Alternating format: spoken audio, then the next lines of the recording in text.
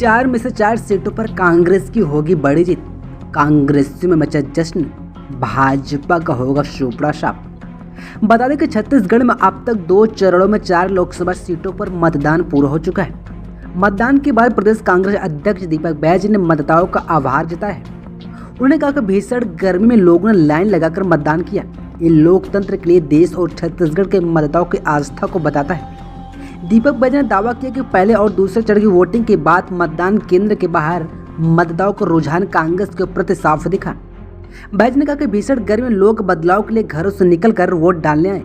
छत्तीसगढ़ में अभी तक हुई 4 लोकसभा सीटों पर कांग्रेस प्रचंड मतों से जीत रही है। उन्होंने कहा कि दूसरे चरण में हुए मतदान में राजनांदगांव से भूपेश बघेल, महासमुंद ताम्रध्वज साहू और कांकेर से बीरेश ठाकुर चुनाव जीत रहे हैं।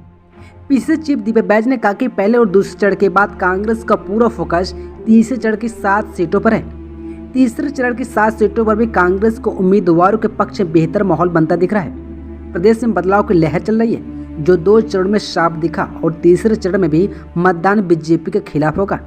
दीपक बैज ने कहा, प्रधानमंत्री बताया कि उनके 2 कार्यकाल पूर्ण होने के बाद भी उनके 2014 के वायदे का क्या हुआ, 100 दिन में महंगाई कम करने के वादे का क्या हुआ, किसानों की आय दोगुनी करने को लेकर क्या हुआ। ये मोदी ये बताया कि 10 साल के बाद भी अपने समर्थक मूल्य गारंटी के लिए भारत का किसान दिल्ली की ओर कूच क्यों कर रहा है।